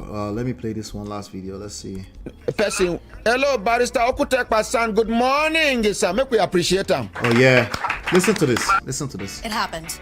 We got the house! You did! 2,000. Barrister Okutekpa-san, sir. Yes, sir. I get this the kind. So let me give you a quick backstory to this really quickly. So this man said he wanted to call another barrister that can help, that can, he made that call right there on live, and then the barrister man, an SAN who owns his own chamber, I don't recall his name. He picked up and he listened to them, and that's the conversation. He wanted to call another SAN to chime in on this matter and stuff. I want you to see how this ended, and this will conclude my lesson that I wanted to share with you with regards to this update on Mohbad right now today. Okay. In case where you they like, case where concern poor man we no get money to carry even small lawyer. Now you be the senior advocate where it stand for poor man we no get money to even transport come your chambers. You go give them transport, you go give them feed them money, you go even sponsor in children for school. Let's appreciate this man. My president, the president of the masses waiting to happen. Barrister Okutekpa-san, sir. Yes, sir. He get one young man we die. Where we the suspect say na kill the killer. Na musician he be in name na Mohbad. Yeah. Yeah, I don't know whether you hear about Mohbad. I dey hear him. In fact, that day for studio, he come all the way from Lagos. He dey look for justice because he talk say, then they harass and then they intimidate him, then they bully him. In fact, then they threaten in life now as we dey talk because he talk say make police release the autopsy wey dem do about 4 months ago, no result. He said the pikin wey in son wife born say they suspect say no be their blood, no be their family blood be that. Say make dem do DNA. Now the things wey make them they threaten in life be that. E dey for studio, sir. I won't beg you whether you go take over this matter, sir. I feel like say I dey hear that one can say my brother Femi Falana did now. The man now, the man they beg here now say, make we beg Femi Falana. The first thing that man said, like, I think Femi Falana is already on this case. Pay attention to that. That's a very important part, right? I think Femi Falana is already on this case. Not only that, I said out to Marriott, I see your comment. Femi Falana is already on the Nigerian police neck too, right? Because you can't really move further in this case until you get some kind of result or some kind of conclusion from whatever they did, right? Make it make you leave him. Say it be like say Femi Falana they threaten him. Abi, how you talk am, sir? My brother, Yes, sir. ordinary president, not be every of my dad will talk for radio. Did you hear what that man said? No be every matter you dey talk for radio. Everything don't belong on the internet. Everything don't belong in the media. Okay? Especially if there's a due process that is in the middle of process. You're going to sabotage. You're going to self-sabotage the whole thing. No be everything. Who is advising this man? What I heard is that he's not listening to his children either. NATU, you can unmute now. That's what I've heard. That he's not listening to his children. He wants sack who? He wants to silence the people that are saying the truth online. He sounds like an internet lame.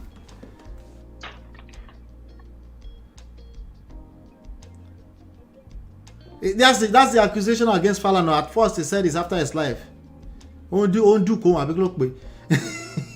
Now he say he wants to silence the people that are talking the truth online, the truth tellers. This, I feel sorry for him now. Go ahead, Natu. Talk to me. Oh, wait, you know, right? MOP, good evening. Good evening, everyone. Good evening. Yeah. Oh, you want to show us your face? Yeah, show us your face now. Yeah, now. Hey, show us your face now. Not what to show us our face.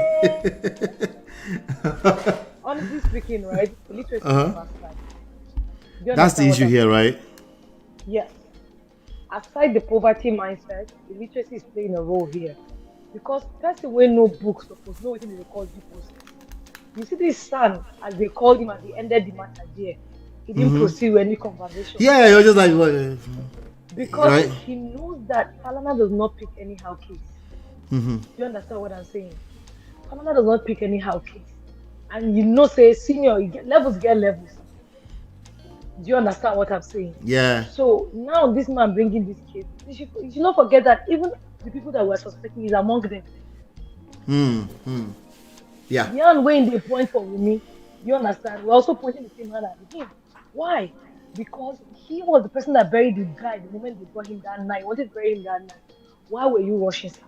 Yeah. Tell us why you were rushing. Yeah. Are you a Muslim? That question is not yet answered properly yet. Are you a Muslim? Are you a Muslim that you're rushing? I mean, he keeps claiming that the police gave him the body. They didn't take it from him. Do we have proof of that yet? No. Exactly. So the kind of pressure that he's mounting on that guy, he's getting the same pressure. And let me tell you, our people say, Piki will say, Mama no sleep, he no sleep. Yeah. When he was dragging Falana with his small blockers, he didn't know he was dragging somebody with big blockers. Now they drag her. Exactly. They said they want to silence the people online that are telling the truth. If they tell you that MOP's house has security with dogs, and you say you want to go cheap for the house, say you don't prepare yourself. Dog bites you, then you say dog bites you. What you go for today? Do you understand what I'm saying? Yeah. So he's like all over the place, honestly speaking. The dude is like all over the place.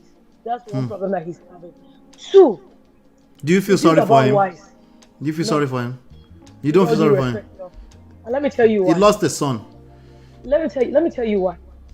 If you've lost a son and you want to take that child from that woman, yeah, and you want to find out, I will be that woman's best friend. Right. Wait. You know, Yoruba people have a proverb. They said, if you want to catch a monkey, you will act like a monkey now. Benny. See, let me tell you a true story. One of our friends suspected his ex-wife had a child that wasn't his. And he wanted a DNA. He didn't fight her now. They were doing vacation and everything.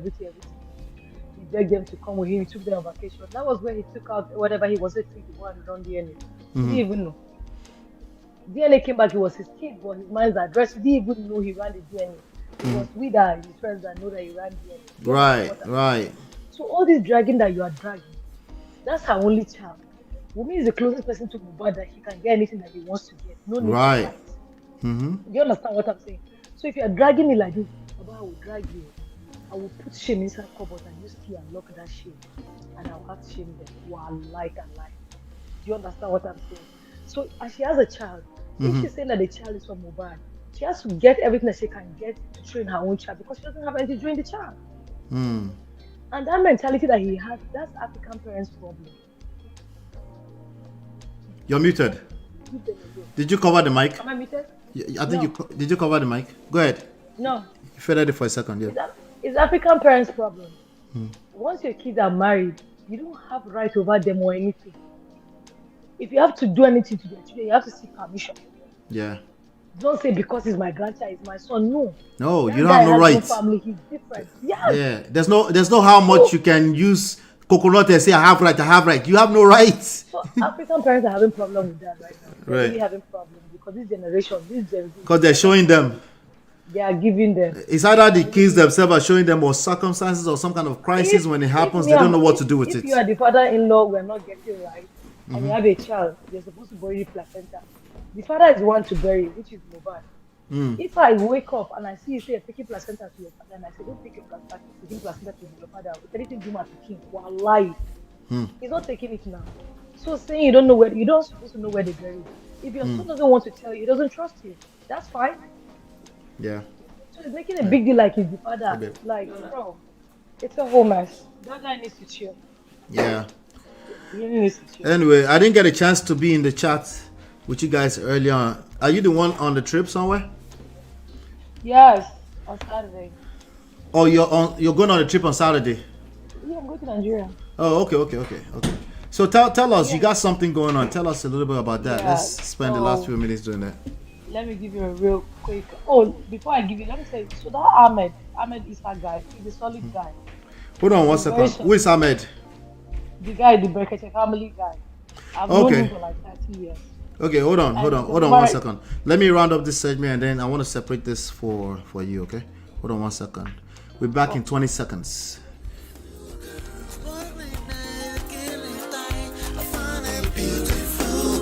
It's your love that I've been missing. I miss all your hugs, your touching and kissing. Make love on the floor, the couch in the kitchen. One love enough, we done enough. All right, welcome back. Hit that like button and share and subscribe, please. NATU, these ones are eating you up like Indomie. Look at them. NATU is a fine baby. Oh my goodness. Bring suya pepper, please. I will. Mario, promise. All right. So talk to us. What do you have going on? You were talking about Ahmed. Okay. What's his name again? Yeah. No, Ahmed Isa. Ahmed Isa. Okay, I didn't know him before. He's a solid guy. That guy is somebody that can enter anywhere in Abuja. He can just make calls there, I'm telling you. Oh, really? Okay. Yeah. So you know him personally? Yeah, he shows a big deal. Okay. I see that. And he's going to school for law too. So yeah, it's like it's talking about being a lawyer or something like that. Yes. Yeah, okay, but what is this? I know he's a TV personality, but did you have a profession before? Oh, it's a journalist. Gotcha. Yeah, he's a journalist. All right. Yeah, he's a journalist, and he's very versatile. All right. Yeah. All right. Okay. Cool. So Arabi, do you have this thing? Can you just post a little bit up? Did you send me something? Yeah, no, I sent it today. The flyer for the. Okay. So keep talking about. I'll put it up. Keep talking.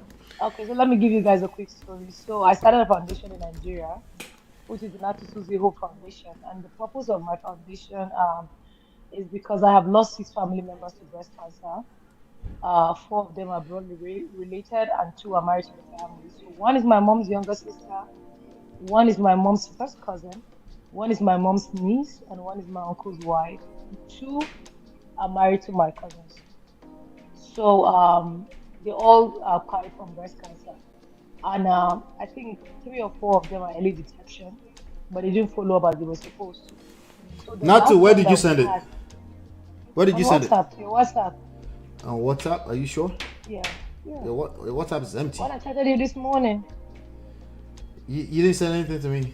You sent me you wanted to share something. That's about it. You didn't share it. Hold on. I was like, wait, what? Wait, where?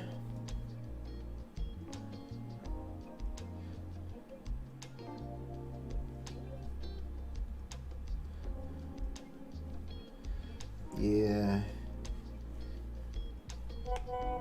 Okay. Alright, I just sent it now again. Alright, go ahead. Keep So, talking. After my last auntie passed, I watched her like die slowly because she wouldn't take out the breast. And what had happened in her case was that she had a lump. They took the lump out, and the doctor kind of spoke to her like casually, like, "Oh, you know, your biopsy is out. It's what we are scared of is cancerous, so we're gonna write you your medication for the chemo. When you're ready to start, then you come back." So he didn't like have a conversation with her on why she needs to have a chemo, the necessity of the chemo, and how important it is for her to start early. So she went to talk to other people that were not medical people, and they gave her non medical advice. They told her not to do chemo because um, chemo is gonna is gonna carry your lungs, blah blah blah, and all the stories. So she ran away and she didn't go back to the hospital. So we didn't get to find out. I think she was like stage 3, going in stage 4, and she was trying all the herbal medications she could try. So I only got to find out she had it when she sent me a message to buy her a CBD oil because it's gonna help her to sleep. By that time, it was like already as big as my head, bringing out water, blood, pus, everything. So they moved her to Kaduna, and she refused to do hospital. She was going back and forth, one herbal center to the next. She ended up crying anyway. So after that happened, I took it upon myself to create like more awareness, sensitization. All the people that like act like breast cancer is sexually transmitted disease, it is not. And some people just out of fear, and some people is finance. So last year for my 40th birthday, like 41st birthday. So every birthday, like, you know, since I got married, one prayer I have is I always ask God for a baby. So last year I'm like, all right, God, it's almost 7 years, I'm tired. And God was like, you know, you have a baby that you start to live finish. And that was when I was like, you know what? For this birthday, I don't want any gifts. I want all my friends to donate at least $20 for one person to get free mammogram. So what happened was that a lot of my friends did donate, and at the end of the day, it became a big project. So at the end of October, we ended up giving 130 free breast exams, 36 free mammograms, 27 free breast ultrasound. I think we had 8 biopsy, or close to 10. And then we have right now we have 3 people that have breast cancer. So one of them is a 22-year-old girl. And what was interesting about that young girl was that she just had a lump for years. She didn't worry about it. And because she goes to my mom's church, and my mom pushed her to go do it. Yeah, not to. You don't have your hands on the mic, right? Because it does sound a little No, I muffled. don't. Okay. No, I don't. Right. How about now? This is okay. It's okay. Just want to make sure that we're Yeah. all right. Okay, let me. Is it better now? Yeah, you sound louder. Is it better? Okay. Yeah, it's okay. Yeah, just continue. Okay, so we did it. So at the end of the day, we did 130 women, and now, so that girl is just 24 and she has breast cancer. And she's going for a mastectomy. So when I did it last year, I told people I'm not gonna be doing this project just in October. It's gonna be a year round for me because of how much and how important it is to me and the people it has taken away from me. So next week we're having another round of just breast screening. So after we do the breast screening, if we feel anything, we send you for the mammogram instead of sending you to the mammogram straight up. What I'm doing is that I'm still looking for this. This project is self-funded project. Let me tell you. So I do get donations here and there, but it's nothing compared to what we've spent. So what I do is that I still reach out to people and like, if you still want to sponsor at least one person, get a free mammogram, you can Zelle via this email. If you have my number, you can. If you want to send through Naira, you can send the link above. So the next project is going to be next week, Friday and Saturday. So I'm not a medical professional. Disclaimer, I don't have no medical expertise. My own is just the administrative part. So I work with medical personnel that are also volunteers. So right now we don't have any staff. We only have one, that is the admin. But all the medical personnel that we have are volunteers. So we have doctors, nurses, that are all volunteers to do the work with us. So that's how we've gone. So I want to also say thank you to Ola, because when I reached out to him, he's like, sure, I'll give you a little time to talk about it. And we have people on the show that want to partner or want to donate. They can, yes, you can send PayPal through that email too. That email is fine. I get PayPal through that email, same email as Zelle. I will appreciate. So thank you, MOP, very much, and thank you everyone for your kind words. Thank you. Absolutely, of course. Anyway, I'm always happy to help with this. So with that being said, we're gonna round up the show, and safe trips and everything, you know. Thank you. And I pray that God will continue to, you know, put even more, you know, grease your elbow, put some more machines behind this, because obviously this is going to help a lot of people. What about Cashapp? Yes, same number. Okay, phone. Okay, I'm gonna send the phone number there. I'm gonna just type it up.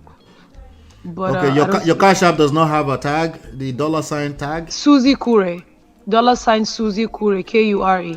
Let me see if I can put that on the screen for them really quickly. $ And also, please, if anyone here, if you have organizations that you work with that you know they can support this project, I'll be glad to talk to. This is it right here, right? Anyway. Is that Cashapp? Yes. Okay. Yeah, you missed the E. There's an E between I and E. Between what? I. Okay, SUZIE with an E. Okay. Yeah. So cash app. All right, and like that. Is that good? Yep. Okay. That's Gracias. Yep. Thank you. All right, everyone. I think that should be more than enough. That you should be able to send money through any one of them, or find a friend that can send money through any one of those. PayPal, the same email. Zelle, same email address. Cashapp, $ SUZIE Kure. And then you see, is that a bank in Nigeria? Money Point? Is that a bank? You're muted. You're muted now. Yes, okay. That's the Naira account. Okay, that's a Naira account. Okay, yes. Money Point. So okay. if people want to send Naira, they can. All right. On that note, we're just going to end it right there. Hopefully, you've been enlightened. Thank you, my people. And educated. We'll see you on the next one. Peace.